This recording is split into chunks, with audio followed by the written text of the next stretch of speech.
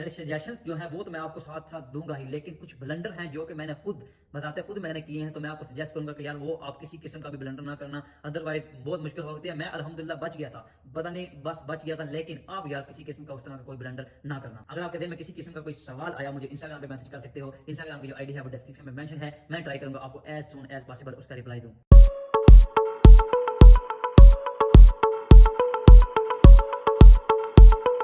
अस्सलामुअलैकुम। हाँ जी, तो यार कैसे हैं आप भाई? होप एकदम मज़े में होंगे आप सब। Welcome back to another video.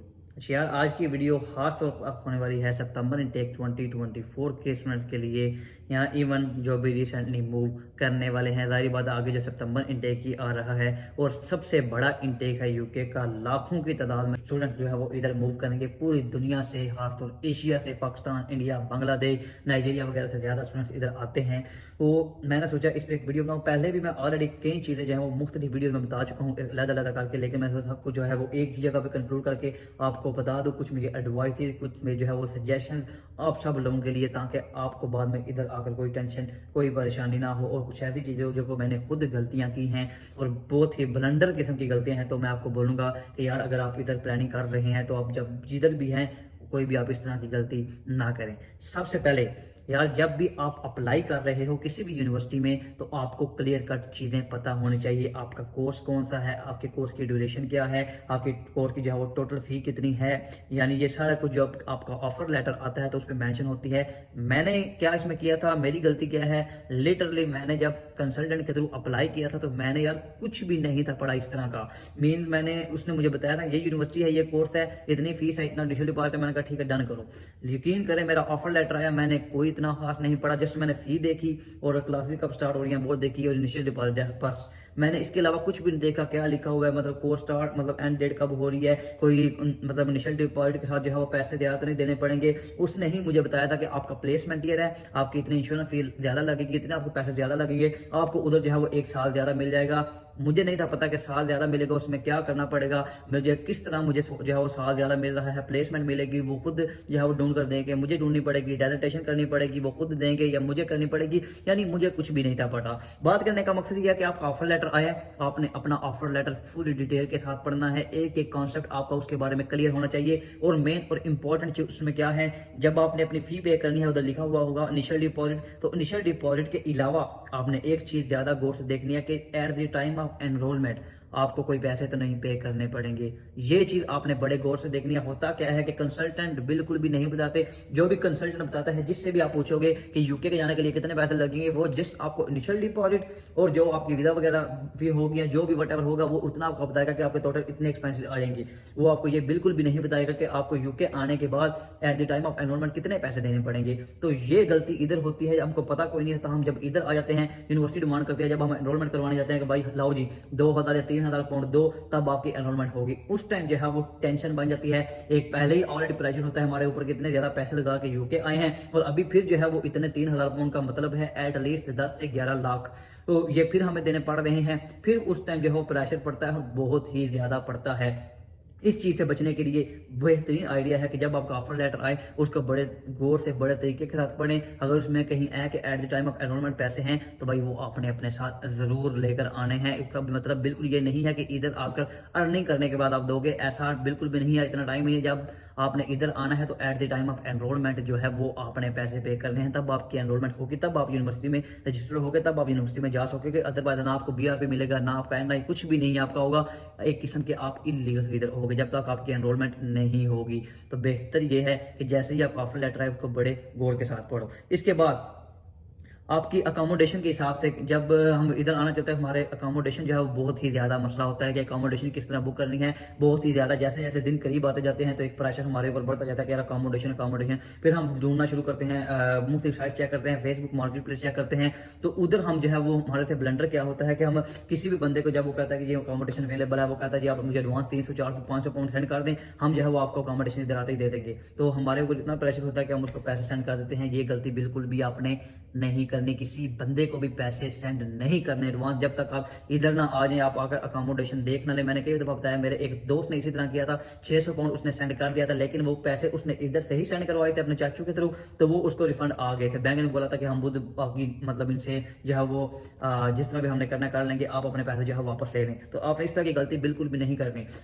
Try करें, जिस तरह हो सकता है ट्राई करें, सस्ते सस्ते अकोमोडेशन आपको मिले। अगर फिर भी एट द एंड कोई आपके पास ऑप्शन नहीं मिलता, तो सबसे बेस्ट ऑप्शन है एम्बर स्टूडेंट का। आप उनकी वेबसाइट पर जाएं, महंगी हैं लेकिन सेफ हैं। एटलीस्ट आपको 1-2 मंथ अगर वो पैसे उसके देने भी पड़ जाएं, एटलीस्ट ये होगा आपके पैसे ज़ाया नहीं होंगे। इसका सबसे जो है वो बेहतरीन तरीका ये है, सबसे बेहतरीन इसकी बात यह है कि जिधर आपकी यूनिवर्सिटी होती है उसके करीब तरीन जो है वो आपको ये अकोमोडेशन प्रोवाइड करते हैं, और जिस तरह की आप चाहते हो उस तरह की अकोमोडेशन जो है वो प्रोवाइड करते हैं। तो अगर आप अकोमोडेशन वो चूज करना चाहते हैं, अगर आपके पास एंड पे ऑप्शन नहीं बचता, तो उसका लिंक जो है मैं डिस्क्रिप्शन में दे दूंगा। आप लिंक पे क्लिक करके डायरेक्ट जाकर उनकी वेबसाइट पे चले जाएंगे, उधर से जो है वो आप अकोमोडेशन बुक कर सकते हैं। इसके अलावा अगर बात की जाए, या अगर आपके पास टाइम है, अभी सितंबर इंटेक है, जुलाई चल रहा है, मिड ऑफ जुलाई ऑलमोस्ट हो गया हुआ है, यानी अगर किसी की क्लासेस हैं 22 सितंबर 28 सितंबर, अगर तो वो उसने इसके करीब आना है, तो आपके पास ऑलमोस्ट 2 महीने हैं। तो कोई ना कोई यार स्किल सीखें, जिसमें भी आप बेहतर हैं वो आप स्किल सीखें। किसी शेफ की आपने स्किल सीखनी है, बार्बर की, रिपेयरिंग की, मोबाइल रिपेयरिंग की, या किसी भी किस्म की लड़कियां हैं तो हेयर सैलून, ब्यूटी सैलून जो होते हैं, इसके अलावा नेल जो होते हैं मतलब तराशने वाले जो होते हैं, इसके अलावा काफ़ी ज़्यादा चीज़ें हैं जिसमें आप बेहतर हैं वो आप स्किल सीखें। बहुत सारे स्टूडेंट मुझसे पूछते हैं, तो मैं मतलब उनको कहता हूँ कि यार शेफ की जो स्किल है वो इधर आने के बाद भी सिखा लेते हैं। मोबाइल रिपेयरिंग की आप सीख लें, अगर बार्बर का कई लोगों का शौक होता है वो सीख लें, या इस तरह की किसी किस्म की आपके पास स्किल होनी चाहिए। इधर स्किल वाला बंदा भाई मार नहीं खाता।